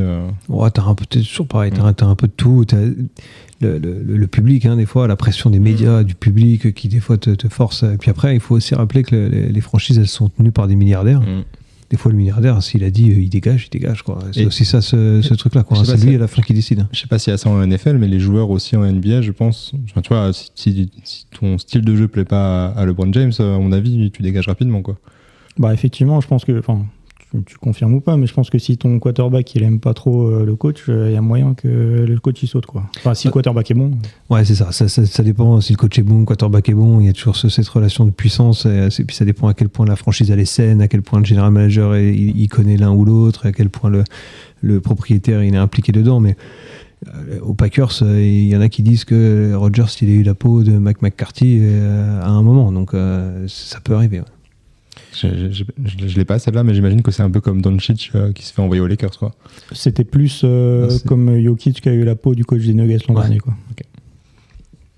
Dernière chose que je voulais qu'on évoque, même si aujourd'hui il y a quand même moins ce phénomène, parce que je trouve que les sports européens se sont mis aussi à ça, le diffuseur. Le foot, quand même, pendant très longtemps, c'était gratuit. Bon, pendant très longtemps, jusqu'à il y a 15 ans, mais c'était gratuit. Et moi, c'est ça aussi qui m'a donné envie de regarder le foot, c'est que c'était gratuit. Je regardais ça sur TF1 avec des commentaires exceptionnels. C'est vrai que pendant longtemps, moi, ça m'a rebuté de me dire « Ah, je sais pas où regarder ». Et toi, tu disais tout à l'heure, bon, ça a été simple parce que, en fait, quand tu es dans la communauté, quand tu es dans cette niche, c'est très simple de regarder puisque après tu te réunis avec les mêmes personnes, etc. Mais c'est vrai que si vraiment tu n'y connais rien et que tu as envie de t'y mettre, tu as dû télécharger un match sur une plateforme illégale. Désolé Spotify, on parle d'illégalité, mais pour regarder ton premier match, genre. Oui, parce qu'à l'époque, c'était pas du tout diffusé. Si, les playoffs étaient diffusés en clair sur France Télévisions, je crois, à l'époque. Ouais. Ah ouais. Ouais. À l'époque, ils avaient même les playoffs en entier. Ouais, ça passait. Ouais. J'espère que c'était Nelson Montfort qui commentait. Non, c'est toujours le même gars. C'est Tardis depuis toujours. Mais c'est pour le coup le diffuseur. Il y en a toujours qu'un seul. C'est-à-dire qu'il s'assure que pour l'Europe, il y ait un seul et unique diffuseur toujours. De toute façon, après, c'est la NFL qui contrôle tout derrière. La NFL, elle contrôle le diffuseur, elle contrôle les shops officiels, elle contrôle tout. C'est-à-dire que quand tu es en Europe, tu passes par NFL Europe, tu passes par NFL Shop Europe, tu passes par... Enfin, voilà, si tu veux acheter un maillot, tu sais où tu dois aller. Si tu dois regarder un match, tu sais où tu dois aller. Et derrière, ils poussent le marketing là-dessus, quoi. C'est beIN, c'est ça, qui a la plupart des... DAZN. Ouais. C'est DAZN, ok. DAZN qui a l'exclusivité sur le Game Pass et beIN qui ont quand même quelques matchs en plus. Parce que moi, effectivement, c'était une des reçus que j'avais. C'est compliqué de regarder du sport américain en France. Et en fait, j'ai vu que beIN avait souvent NBA, un peu de NFL. Je me demande s'ils n'ont pas un peu de NHL. Finalement, c'est pas si compliqué que ça, il semble. Ouais, mais c'est juste que c'est pas le diffuseur classique. Tu vois, en Europe, nous, en tout cas en France, on a quand même ces diffuseurs Canal+, qui pendant longtemps étaient la référence du sport, qui l'est pas du tout sur le sport US du coup. Et ça l'a été un peu en NFL. Sur la NBA, à un moment. Ouais. Sur la NBA, ouais. Mais même en NFL, à un moment. Ah ouais. Avant que beIN arrive, sûrement. ils étaient quand même. En même temps, il y avait que eux qui passaient Il vraiment. y avait du que, sport, ouais. tu vois. Ouais. Mais ils y étaient. Après, mon contre-argument là-dessus, c'est que oui, c'est pas une façon classique de le faire. Par contre, à la différence du foot ou même du rugby, je pense, c'est très facile de trouver des streams illégaux, désolé, sur de la NBA ou de la NFL. Moi, j'ai mon Game Pass. Je le paye 229 € annuels. Tu veux dire que tu payes pas le Game Pass, toi? Alors, je donne maintenant de l'argent à Vincent Bolloré, donc je le rentabilise. C'est vrai, toi tu donnes de l'argent à Vincent, toi. J'ai beIN grâce à Vincent, merci Vincent. Mais oui, moi j'ai commencé avec beaucoup de streams illégaux parce qu'ils font beaucoup moins la chasse aux streamers illégaux que le font les ligues européennes, parce que c'est pour eux une façon de diffuser leurs produits aussi et de faire rentrer les gens dedans. Et en tout cas, ils font moins la chasse, quoi. Mmh. Mais c'est juste, ouais. Je pense qu'avant c'était un argument. Aujourd'hui, maintenant, les diffuseurs, puisque dans tous les cas, tous les sports maintenant sont payants et sur des différentes plateformes. Si tu veux regarder le sport US, ça t'empêche pas de prendre la même plateforme que les autres, quoi. Il y a du bûcheronnage sportif sur l'équipe 21 et c'est pas payant, a priori. C'est vrai. Il y a aussi le tournoi de pétanque, en parlant de triplette. Ouais, d'ailleurs, la France est championne du monde de ping-pong, non? Exact. Enfin, non, vice-championne de... championne d'Europe. Championne d'Europe. Incroyable. Bravo. Tout à fait. C'est grâce à Romain, ça. Tout à fait. C'est la semaine dernière. Je les ai coachés tous les deux, Alexis et Félix. Et Simon Gauzy, il n'existe pas, quoi. Bon, si, mais... tu n'avais pas besoin de le coacher. Mais j'avais pas besoin de le coacher, Simon. Donc toi, tu es capable de citer je connais. plus de nombre de joueurs de l'équipe de France de tennis de table que de joueurs de NFL. Non, des joueurs de NFL, je pense que j'en ai quand même. Non, Ok. non. Incroyable. C'est pas les joueurs son problème. Combien de franchises de NFL t'es capable de citer? Alors là, je Plein. sais pas, les Green Bay Packers, J'en ai donné un paquet déjà pendant l'épisode. Si, Si t'écoutais un peu. les Bengals, mais je sais pas où c'est. Cincinnati. Ah, attends, en plus je savais. Non, mais on va pas le refaire, mais. Non, mais on est bien là, ça suffit. C'était quoi le sujet d'avant? J'avais un truc à dire, je me rappelle plus. On parlait des diffuseurs. Ah ouais, pour la découverte, je pense que c'est... En effet, maintenant, c'est plus simple. Par contre, après, si tu veux le pass NFL, le pass NBA, c'est toujours pareil. Hein. À la fin, ça fait une somme. Et quand t'es fan du sport, tu te contentes pas des 3 matchs qui sont diffusés sur beIN. Tu veux l'intégralité, quoi. Donc, il faut payer, quoi. Mais tu vois, par exemple, on parlait de diffuseurs. Le fait que l'équipe, c'est l'équipe qui diffuse le match de Super Bowl, moi, ça m'a mis... non, c'est pas l'équipe. Ça dépend des années. Non, c'était M6. C'était M6. Des fois, c'était M6. Il y a une année où c'était l'équipe. Hein. Ah ouais, Ouais. W9 en tête, M6. Ouais, mais c'est peut-être W9. TF1 l'a eu, je crois, même aussi une année. Ouais, ça change. Mais ça, je sais que Pas genre, coûté cher à acheter ça. il y a plein de gens qui s'y sont mis dans mon entourage à regarder juste regarder Super Bowl parce que Cédric, par exemple. Hein. Oui, mais c'est comme tu disais, Parce que c'est c'était en ceux qui clair, regardent quoi. aussi le concert. Hein. Ouais, enfin après le Super Bowl il commence à 1h30 du matin, je veux dire, et t'as plein de potes qui te disent qu'ils le regardent, mais à la fin les audiences ils disent l'inverse. Hein. Peut-être qu'il y avait que mes potes qui regardaient. Ok. En même temps, au vu du dernier Super Bowl, on les comprend. Hein, parce qu'on est allé se Catastrophique. coucher ici. Nous on aurait préféré travailler le lendemain plutôt qu'après Exactement. un congé, je te dis. On a pris un jour de congé pour ça. Putain, c'était honte. Alors c'était que tellement moi, pas j'ai juste rentable. vu le concert de Kendrick et j'étais super content. C'était le seul truc bien du match, je crois. Il a quand même insulté Drake en mondiovision, si on peut se permettre l'expression. C'est vrai. Moi, j'avais une question encore. Il y a un point qu'on n'a pas abordé et qui, je pense, fait encore partie des trucs qui font que la NFL est un peu mal aimée en Europe, c'est la santé des joueurs, les contacts, les commotions et tout. Grave. Qu'est-ce que toi, Alan, qui regarde ça depuis longtemps, qu'est-ce que t'en penses? Est-ce que ça s'améliore? Est-ce que c'est toujours la même merde? Alors je suis pas médecin. Mais déjà. non. Non, ouais, il y a un vrai gros sujet aux États-Unis autour de ça depuis, je sais pas, je dirais 10-15 ans vraiment, où ils ont découvert de toute façon cette histoire de commotion, de ce que ça pouvait créer après, parce qu'il y a quand même eu des gens qui se sont suicidés suite à ça. Après, c'est pas que la NFL, t'as aussi ça en boxe aussi, où ils se sont rendus compte que les chocs au cerveau, peut-être que c'est pas bon, quoi. Et tu l'as dans le rugby aussi en Europe. Ouais, aussi. Et en fait, dans le foot aussi, parce que exactement, on limite de plus en plus les têtes au foot. C'est ça. Et en fait, la différence, c'est qu'en NFL, c'est traqué. C'est-à-dire qu'aujourd'hui, maintenant, il y a tout un protocole autour de la commotion. C'est-à-dire que si il y a chaque équipe a un neurologiste indépendant sur le terrain et qui surveille après chaque coup s'il doit ou non sortir le joueur du terrain pour l'évaluer, pour savoir s'il a une commotion. Donc forcément, tu entends le mot commotion. Enfin, je trouve qu'il y a quand même un mot, c'est quand même un mot tabou. Ils disent toujours head injury, ils disent pas commotion. Ils aiment pas ça. C'est le protocole, c'est même pas le concussion protocol, ils disent juste le protocole. Mais voilà, ils en parlent pas trop, mais disons que c'est beaucoup montré, etc.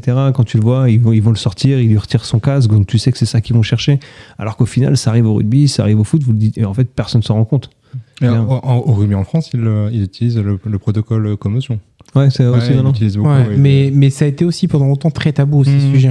Parce qu'on en parle, c'est sorti beaucoup récemment, mais il y a Chabal qui a beaucoup parlé de ça. Oui.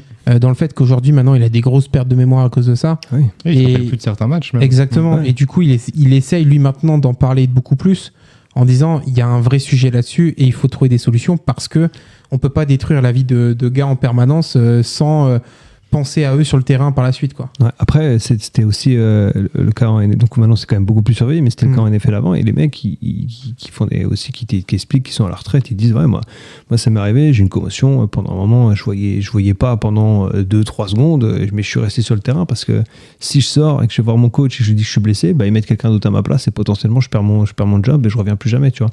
Il y avait vraiment ce truc-là et c'est pour ça que les joueurs, ils veulent pas dire qu'ils sont blessés et tu les vois en NFL. Bon, il y a toujours ce côté, je suis un homme, je sais pas.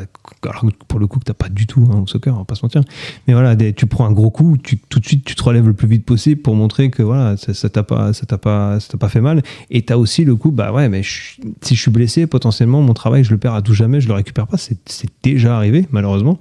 Et donc les mecs, c'est leur vie, c'est leur argent qui est derrière, et donc ils veulent rester sur le terrain à tout prix, quoi.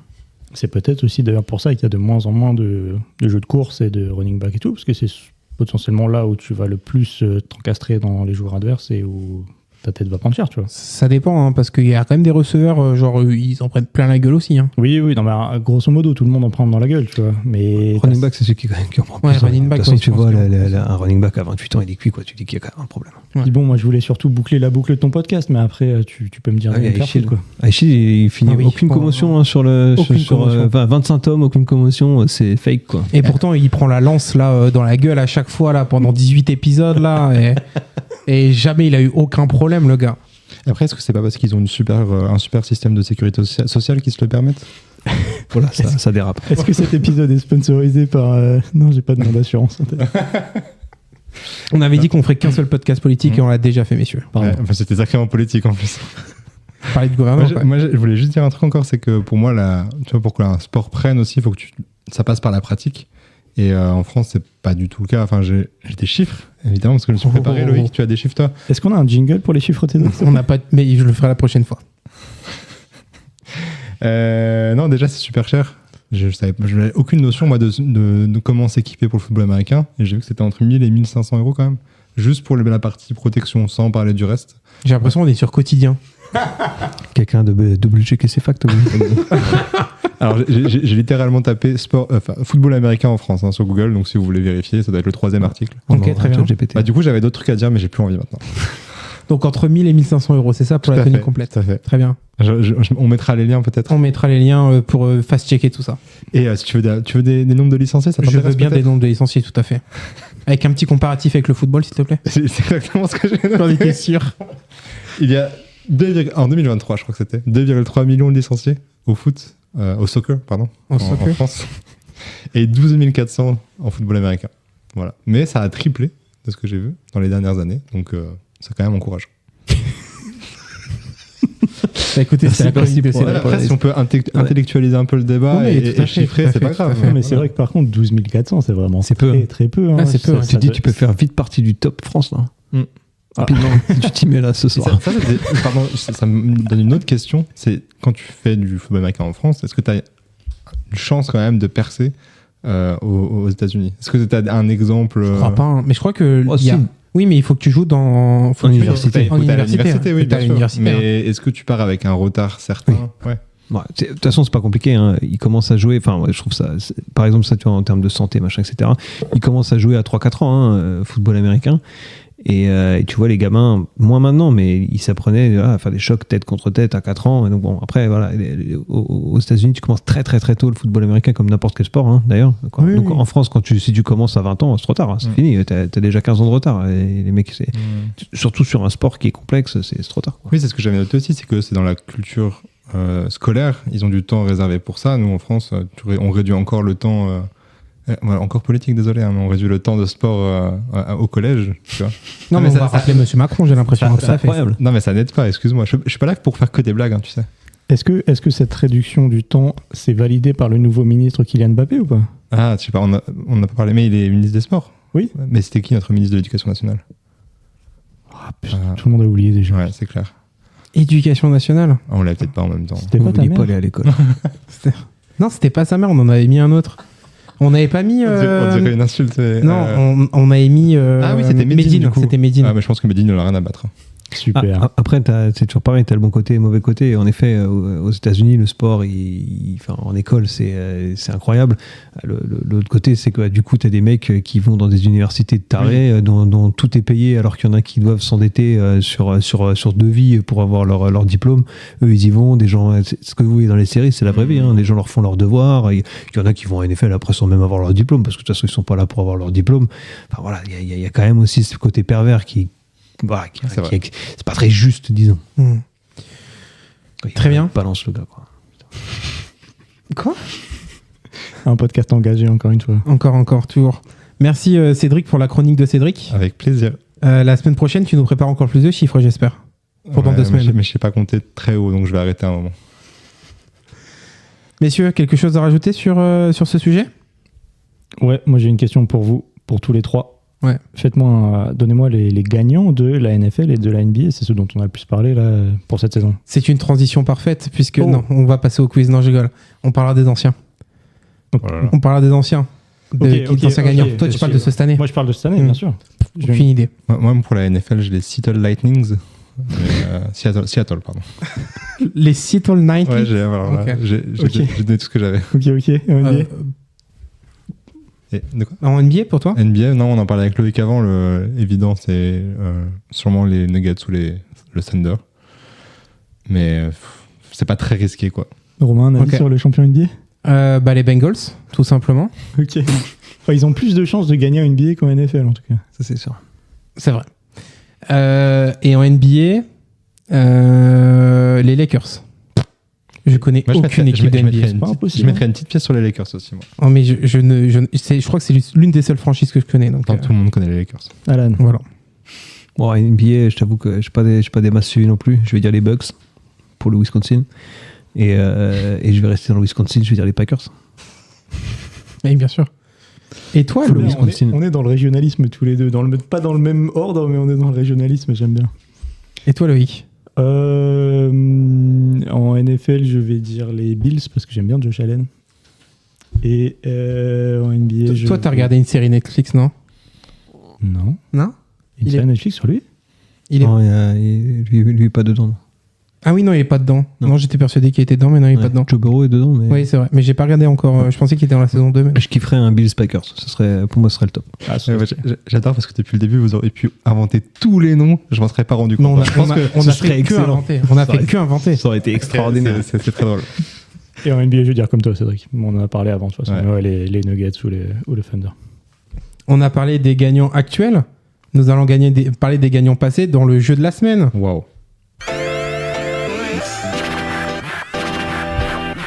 Putain, c'était le moment de boire, il l'a raté. Alan, tu veux nous dire un truc là? Il est parti dans la piste d'à côté pour boire, je crois. Là. Tout va bien. Messieurs, nous allons donc partir sur le quiz de la semaine. Quiz préparé avec mon pote copilote, bien entendu. Est-ce que c'est un sponsor de cette émission? Non. Enfin, je pense pas. Ah, dommage. Après, on peut le mettre en sponsor, mais juste, il donne pas d'argent, quoi. Bah écoutez, vous pouvez aller acheter une licence copilote et vous aurez moins 10% avec le code triplette. Enfin, vous pouvez essayer en tout cas. On peut essayer. Et au pire, vous leur écrivez en disant que le code, il fonctionne pas. En même temps, Mettez-le en si commentaire. Si tout le monde écrit, peut-être qu'ils vont vouloir nous sponsor après. Exactement, tout à fait. Ils vont Et recevoir si, effectivement, comme le dit Alan, si le code ne marche pas, dites-le nous en commentaire. Très bien. Donc là, on va partir sur 10 questions, comme d'habitude, le plus rapide. On repart cette saison, donc du coup, celui qui aura le moins bon score entre Cédric et Loïc à la fin de la saison joue son CDI dans une mort subite avec une série de 10 questions. S'il a moins de 8, son CDI saute et donc il sera remplacé pour la saison prochaine. Ça vous convient ? J'ai rien compris. ouais, non plus, là, tu t'es inspiré C'est de une la... draft. de- Non, ouais, c'est une voilà, draft. ok. Tout à fait, c'est une draft. En gros, il y a un des deux qui est viré à la fin. Exactement. S'il répond à moins de 8 questions. Tout à fait. Bon courage à toi, mec. Tout à fait. Parce Ouais, que les 8 questions, il faut les répondre. Sur celle-là, je vais pas être bon, à mon avis, de toute façon. Donc, Donc, il y a des questions NFL, des questions NBA, et il y a une question sur le college football. Alan, toi, là, il y a des questions NFL, je pense que ça va être très simple pour toi. Donc, si tu l'as rapidement, laisse-les réfléchir pour qu'eux puissent voir. Non. Sois honnête et humilie-nous, mec. Pas du tout mon genre. La première question, ça va aller très très vite. Première question, messieurs. Question NFL. Quel quarterback a remporté le plus Tom de Brady. Super Bowl? je pense que je l'aurais eu aussi.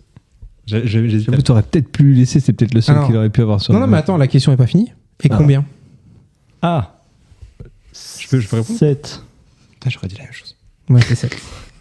Putain, c'est con, quoi. Alors, Alors Je- attends, je- je- je- comme c'est tu vrai. sais, avec combien de franchises différentes? Ouais. Je sais qu'il a joué aux Patriots, tu vois. Oh. Et du coup, je dirais 2. Et l'autre, c'est quoi? Je sais pas. Incroyable. T'aurais été à deux doigts du. Ouais. Ah, c'était. J'étais Ça aurait été presque prêt à incroyable. t'accorder un Là, je point. pense qu'on s'arrêtait là tout de suite. Ah, bah, je savais quand même que c'était 2. Et pas Ouais. Cagners. Les années? Tu les as peut-être les années? Les années de Brady, non, je sais pas. Non, tu les as pas. Non, Je les ai pas. je peux te dire celle qu'il a perdue, ça c'était avec plaisir contre les Giants. T'es pas un grand fan. Je suis pas un grand fan de Ça- joueur. Je reconnais le talent et le fait que ce soit le plus grand joueur de tous les temps, mais j'aime pas toute la hype autour de ce garçon qui a été quand même. Il a eu beaucoup de chance aussi. Il a toujours été entouré du bon coach, des bonnes équipes et entouré dans la même division toujours d'équipes qui étaient très mauvaises, qui faisaient qu'ils étaient toujours premiers de la division sans arrêt, ce qui entraîne des bons classements pour les playoffs, etc. Après, à la fin de la journée, ils ont gagné. C'est un gagnant. Tu lui enlèveras pas ça, mais voilà, il faut aussi un peu redescendre sur terre sur Brady, quoi. Plutôt Tom Brady ou Patrick Mahomes? Ah, moi, je préfère le style de jeu de Mahomes, qui est plus mobile, plus. Je sais pas, il est tellement élusif, tu vois. Il essaie de l'attraper, il disparaît. C'est un magicien, Mahomes. Je trouve qu'il était beaucoup plus. Mahomes, c'est beaucoup plus intéressant à regarder que Brady.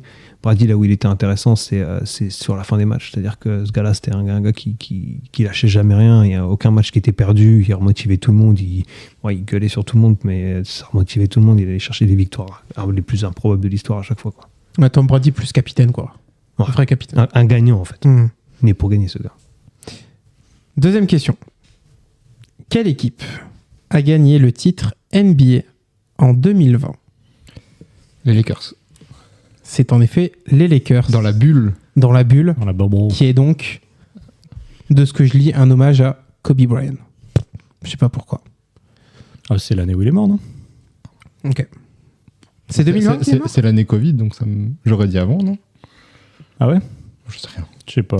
Ou c'est juste après, Peut-être. ou un truc comme ça. C'est vraiment, c'est proche de ça. Parce qu'ils n'étaient pas à Disneyland qu'ils étaient. C'était à Orlando, ouais. Ouais, C'était à Orlando, Disney, ouais. Et peut-être qu'il aimait juste Disney, hein, Kobe. Dites-le nous en commentaire. Troisième question. Quel est le surnom des New York Yankees? Les Yankees. J'aurais dit la même chose. Non. Peut-être que celle-là était trop dure. Mais c'est mon pote copilote, il a fait des questions dures, je crois. Après, tu nous as dit que c'était NFL, NBA ou college football et tu nous emmènes c'est dans le MLB, baseball. quoi. Ouais, je vous ai envoyé dans le baseball, j'avoue. Tu nous trahis. Ouais, parce que je savais que c'était du baseball en plus, moi. Tu sais, c'est les casquettes, c'est vrai qu'il fallait ça. Ah, mais oui, ouais, non, mais c'est logique. C'est vrai qu'on n'a même pas parlé de baseball. C'est putain, logique en fou. plus. Ah, il y a peut-être une raison pour ça. C'est chiant, c'est ça? Franchement, je vois pas. C'est The Bronx Bombers. Oh, j'aurais jamais trouvé un Ah truc bah pareil. oui, Je n'ai jamais entendu ça de ma vie. Pour leur puissance au bâton et leur quartier d'origine. Au bâton. C'est littéralement Parce que bah écrit copilote, genre. Qui n'est pour pas leur du tout puissance fan au- de baseball, quoi.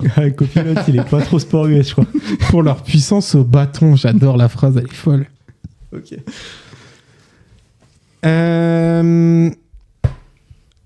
Quatrième question. Donc ça fait un partout pour l'instant. En quelle année Michael Jordan a-t-il pris sa première retraite? 96. J'aurais dit 93. C'est 93.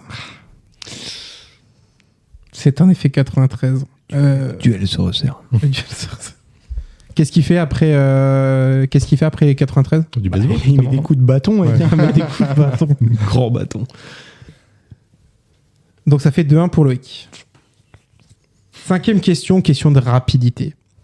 Quel joueur français a été drafté numéro 1 en NBA en 2023? Victor Wembanyama. J'ai peur qu'il y ait eu un piège, parce qu'il y avait un numéro 1 à la draft d'après. Donc. Ah oui, c'est vrai. Et non, c'était 2023. Victor Wembanyama, drafté par... Les San Antonio Spurs. Tout à fait. Il y a Vous avez vu l'effort sur l'accent? Bah, nos auditeurs du Texas seront ravis de. Mais non, mais c'est pour le Et coach. qu'ils le disent en commentaire. C'est pour le coach qui nous écoute, qui s'est fait virer, là, je sais plus son nom. Peut-être qu'il n'existait pas et qu'il n'y a jamais de coach qui se soit viré. Hein. Ouais, c'est vrai. Peut-être que la NFL n'existe pas, je sais pas. Cinquième question? Ça fait 2 partout? Sixième question. Faut que tu suives, Romain. Suis. Quel joueur NBA a été surnommé The Answer? Ah ouais, Allen Iverson. Allen Iverson, tout à fait. Tu pensais que j'allais perdre sur mon joueur préféré là? Bah non, mais ouais, je pose la question. Pourquoi il a été surnommé comme ça? Si t'avais des questions, c'est lui la réponse. Il était super fort en quiz, c'est ça que tu veux dire? Imbattable au trial poursuite. Exactement. Tous les mardis soirs, il y avait Trivial Poursuite dans le vestiaire des Sixers. C'est mec, il était injouable. J'imagine qu'il avait la réponse à toutes les défenses. Enfin, je pense. Il avait la réponse à tout, bien sûr. Il a juste demandé encore à un copilote qu'il a encore sorti un truc qui a aucun sens. Pour sa puissance au bâton. Non, qu'est-ce que j'ai? J'ai star des années 2000, connu pour son style et son mental. Donc rien à voir. Moi, je cherchais vraiment la réponse. Enfin, The Answer. Mais je crois que c'est vraiment un truc comme ça. Genre, En vrai, il faudrait lui demander, quoi. C'est lui qui a la réponse. Est-ce qu'on l'appelle? Il a toute la Qu'ils réponse. le mettent en commentaire. Est-ce qu'on l'appelle? Je sais pas, j'ai mon téléphone, il est en mode avion. Ah oui, c'est vrai, en mode avion. Ça fait 3-2 pour Loïc? Oui. Quel joueur NBA détient le record de points en un match? Will Chamberlain, Oh là là, putain. avec 100 points. Alors, En quelle année? techniquement, c'était pas vraiment la NBA parce que c'était encore la ABA. Ah, mais copilote a dit que. Il est chaud, J'ai lui. vu un article cette semaine. Je sais pas, 50. Non. Allez, 64. Ou un peu plus tôt. Quelque chose comme ça. Ah, l'année? Ouais. C'est vieux, hein. Je sais pas, ouais, c'est très vieux. 58. 62. Oh, pas loin, t'étais hein. proche. 62, tout à fait. Ça a l'air d'être un record obscur, encore une fois. C'est comme Pelé qui a marqué 3000 buts. Bon. Ouais. Il a noté sur un bout de papier, tout le monde Ouais. a dit oui.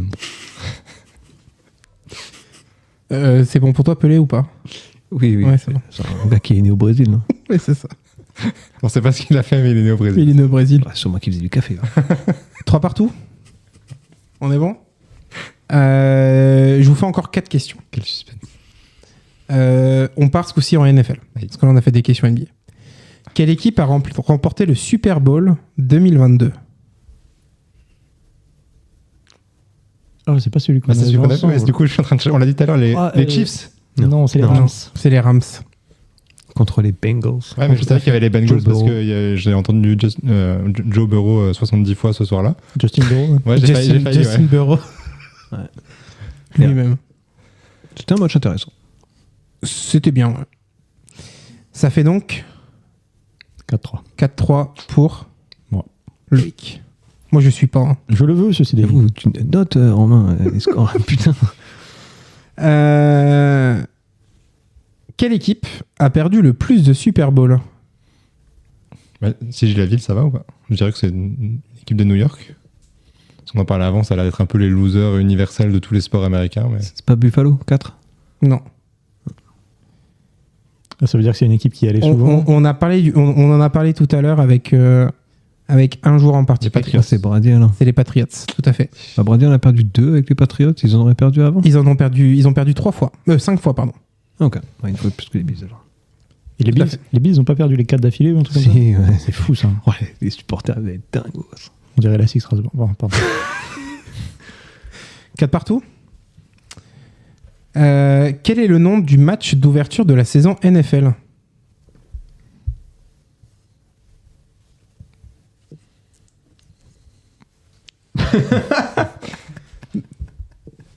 Ouais, copilote, Copilote, il pète un plomb. Le copilote ball. c'est quand même. Copilote ball. Bon, j'ai regardé la réponse. Le NFL kick-off game, quoi. Ah ouais. Oui, c'est pas foulé, quoi. Ouais, c'était pas compliqué. Bon, Oui, bon, écoutez, personne ne dit ça. Écoutez, copilote n'est pas toujours hyper pertinent Si comme tu un veux- stagiaire. Si tu veux, hein. je te fais la question. Qui reçoit le premier match de la saison NFL? Le champion sortant. Voilà. Allez, hop, 5-4 dans ta gueule. Purée, c'était un. Pure logique. Pure logique. Ah, mais tu sais qu'ils font des trucs pas logiques. Hein. Ouais, mais je sais pas, j'ai tenté, tu veux que je fasse quoi? Ça aurait pu être le premier de la draft. Hein. Ouais. Donc, qui a reçu cette année? Ouais. On en a parlé tout à l'heure. Ouais, mais j'ai oublié, on a dépassé plus de 5 noms, je suis perdu, moi. Les Eagles. Concentre-toi. Eagles. Celle-là, ça va ou quoi? Ou pas comme question? Après, c'est Ah oui, ça va très bien. peut-être ça va très bien. un exercice à faire avant de faire le Ouais, j'avoue. le podcast. Préparation. Vérifier les questions. Oh, waouh. Pas vous, quoi. Non, mais en vrai, j'avais d'autres questions, mais elles étaient moins bien et je voulais changer, voilà. C'est une blague. Quel est le nom du trophée remis au vainqueur du Super Bowl? Le Super Bowl. Une bague. Non, le nom du trophée. Genre hexagone, tu vois, enfin. Du nom du mythique coach des Mais Packers. oui. C'est le trophée John Madden, non? Non, Non, ça non, c'est c'est un commentateur. Ça, c'est encore. C'est le trophée Vince Lombardi. Vince Lombardi. Oui, le Lombardi. Mais Lombardi Trophy. Madden, c'est le jeu vidéo. Madden, c'est le jeu vidéo, c'est du commentateur. Ouais, Ok. du grand commentateur. Ouais. Mais les Packers ont remporté le Super Bowl 1 et le Super Bowl 2. Et c'est d'après ça que, avec Vince Lombardi à leur tête, c'est après ça que le trophée a porté son nom. Ça s'est fait après. Très bien. C'était donc la dernière question. On est donc sur... Une égalité, Encore égalité. je crois. Hein. Non, je crois qu'on avait une différence. Non? Ça faisait pas 5-4? Pour moi, il y a 5-5, mais. Ouais, j'aurais dit 5-5 aussi. On fait la question en or? Ouais. Ok. Ah ouais non, je crois que c'était genre la lutte des classes et que du coup on allait faire que des matchs nuls pour garder tous les deux notre CDI. Mais Ouais, mais là, on sport de sport US, et en sport US, on n'aime pas trop les égalités. On aime toujours qu'il y ait un gagnant. il est communiste, c'est vrai. Puis moi, je vais gagner. Hein. Tout à fait. Celui qui est le plus proche, tu donnes le nombre de places assises au stade de Dallas, le plus proche. Attends, il y avait pas une Avec question le collège victoire. football hein Ah oui. Vous voulez que je vous pose la question college football? Ouais, mais c'est pas ça qui va nous départager, je Moi pense. si, parce que t'as peur de perdre. La question college football. Je retrouve. Quelle université est surnommée Crimson Tide? Crimson Tide. Ah, Alabama. Alabama, putain, bah la... Ouais, mais c'est pas que au football. Hein. Eh oui, je regarde le basket universitaire. Mais... C'est là où il triche, quoi. Ouais, mais du coup, Pas d'avance. ouais, mais ça reliait les deux mondes. Moi, je trouve ça plutôt fair. Voilà, il fallait savoir. Oh, le perdant. Je lui ai proposé la Ouais, lutte des c'est un, classes, c'est un pourtant. co- c'est un communiste, hein, donc bon, il a en plus, tu as laissé Wemby, quoi. C'est C'est vrai. vrai. Messieurs, donc du coup, Loïc, félicitations. 1-0 pour cette nouvelle saison. Let's go. En espérant qu'il y ait d'autres jeux, parce que s'il n'y a pas d'autres jeux, t'as gagné. Je peux avoir une avance sur salaire.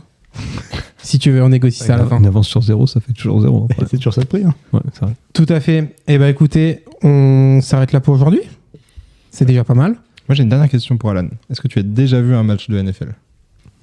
En vrai? Ouais, Il en revient, ouais, bien sûr. Non, mais j'allais dire, en ouais, revient. bah, tous les dimanches, je le regarde, quoi. C'est Oui, pour il ça avait qu'on bien m'a invité ici, tu vois. Ah oui, pardon, manque de précision en vrai dans un stade. J'y étais la semaine dernière, Romain a raison, j'étais à Londres pour voir un match Éclaté au sol. Est-ce qu'on peut non, appeler non. ça un match? un match historique. Un match historique entre donc les Denver Broncos et les Jets de New York, où donc le quarterback de New York a réussi la prouesse de perdre plus de yards en sac qu'il n'en a lancé à la passe.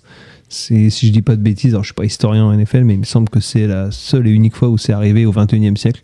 Donc voilà, félicitations à lui.